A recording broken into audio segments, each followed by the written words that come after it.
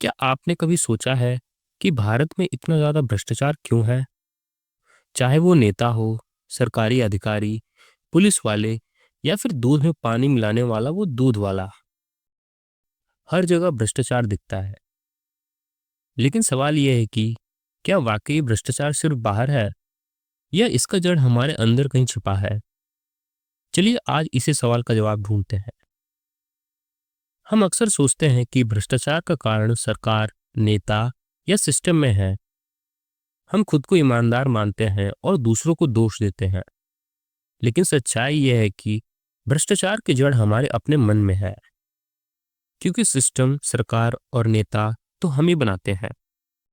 अगर हम खुद ही भ्रष्ट हैं, तो हमारा चुना हुआ नेता कैसे ईमानदार हो सकता है? इसलिए हमें पहले स्वीकार करना पड़ेगा कि हम भ्रष्ट हैं। लेकिन अब सवाल उठता है कि एक आम इंसान भ्रष्ट बनता कैसे है? चलिए इस सवाल का जवाब एक कहानी से समझते हैं। यह कहानी एक छोटे बच्चे की है, जिसका नाम राहुल था। राहुल बहुत ही प्यारा और भोला बच्चा था। वह दुनिया को अपने मासूम आंखों से देखता था। जब वह छोटा था, एक दिन वह अपने पिता के साथ बाजार गया। एक दुकान पर उसके पिता ने एक सामान खरीदा। दुकानदार ने उन्हें उस सामान की कीमत 500 रुपये बताई।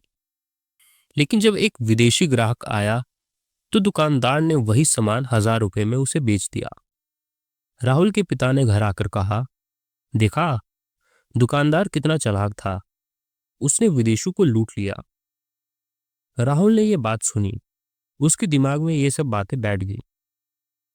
जब राहुल थोड़ा और बड़ा हुआ, तो स्कूल जाने लगा। स्कूल में वो देखता है कि ज्यादातर बच्चे परीक्षा के ठीक एक दिन पहले पढ़ना शुरू करते थे और कुछ तो नकल भी करते थे। ऐसा करके वे अच्छे नंबर भी ला रहे थे। राहुल को भी यह रास्ता आसान लगा। कम मेहनत करो, थोड़े जुगाड़ लगाओ और अच्छे नंबर पाओ।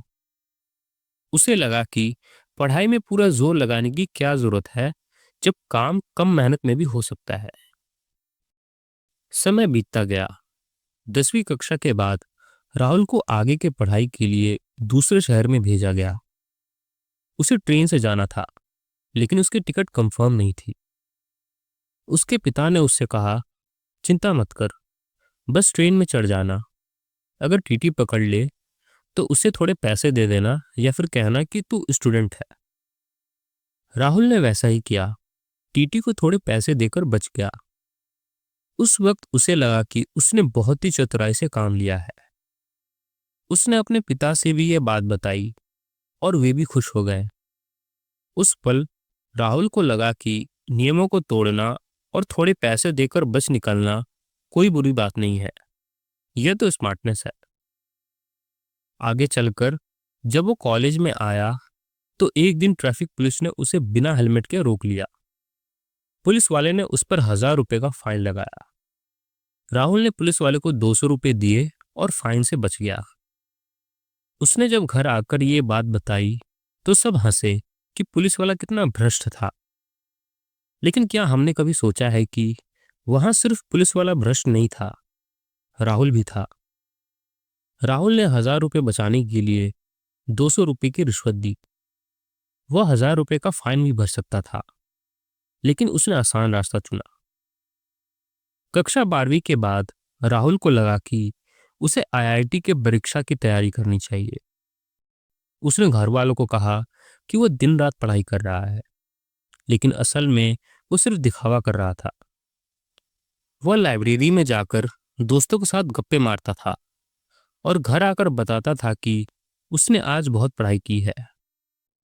यहाँ पर राहुल किसके साथ भ्रष्टाचार कर रहा था? अपने माता पिता के साथ? नहीं, वह खुद के साथ भ्रष्टाचार कर रहा था। वह अपनी मेहनत, अपनी ईमानदारी और अपने भविष्य के साथ खिलवाड़ कर रहा था। जब राहुल किसी अच्छे कॉलेज में दाखिला नहीं ले पाया, तो उसके पिता ने एक प्राइवेट कॉलेज में एडमिशन के लिए प्रिंसिपल को रिश्वत दी। उन्होंने सोचा, क्या करें, सब ऐसा ही करते हैं। राहुल को भी यह सामान्य लगने लगा। उसने मान लिया कि अगर आपको आगे बढ़ना है, तो ये सब करना ही पड़ता है। और जब राहुल की नौकरी लगी, तो उसने ऑफिस में भी ईमानदारी से काम नहीं किया। वो सिर्फ पैसे के लिए काम करता था, काम से बचने के बहाने ढूंढता था, ज्यादा छुट्टी लेना चाहता था। उसे अपना काम बोझ लगने लगा था। अब राहुल भी दूसरों की तरह बातचीत करने लगा था। वो भी कहने लगा था कि इस देश का पूरा सिस्टम ही भ्रष्ट है। इस पूरी कहानी में क्या आपको कहीं भी लगा कि राहुल बुरा इंसान था?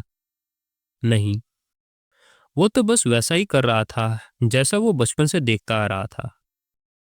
उसने समाज के इस तौर तरीके को अपना लिया। हम सब भी ऐसा ही करते हैं। हम भ्रष्टाचार को सामान्य मान चुके हैं। हमें लगता है कि अगर सब लोग ऐसा कर रहे हैं तो इसमें गलत क्या है। राहुल की कहानी सिर्फ उसकी नहीं, बल्कि हमारे समाज की कहानी है। मनोविज्ञान कहता है कि हमारा व्यवहार हमारे आसपास के माहौल से बनता है। इसे सोशल लर्निंग थ्योरी कहते हैं। हम वही सीखते हैं जो हम देखते हैं। अगर हम बचपन से रिश्वत, धोखा और कामचोरी को सामान्य देखते हैं तो हम भी वही करते हैं। हमारा दिमाग सोचता है, जब सब ऐसा कर रहे हैं तो ये गलत कैसे हो सकता है। वैज्ञानिक तथ्य यह है कि भ्रष्टाचार एक आदत बन जाती है। यह एक न्यूरल पाथवे बनाता है जो भ्रष्टाचार को हमारे लिए आसान और स्वाभाविक बना देता है। लेकिन इसका मतलब ये नहीं है कि हम बदल नहीं सकते। हमारा दिमाग नई आदतें भी सीख सकता है अगर हम सही दिशा में मेहनत करें। राहुल की कहानी से ये साफ है कि भ्रष्टाचार की शुरुआत हमारे घरों से होती है।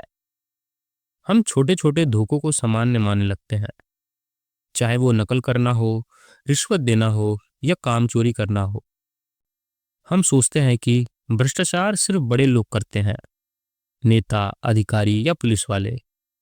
लेकिन सच्चाई यह है कि हम सब भी इसमें शामिल है। हमारा चुना हुआ नेता भी हमारी तरह होता है। अगर हम खुद ईमानदार नहीं हैं तो हम किसी और से ईमानदारी की उम्मीद कैसे कर सकते हैं।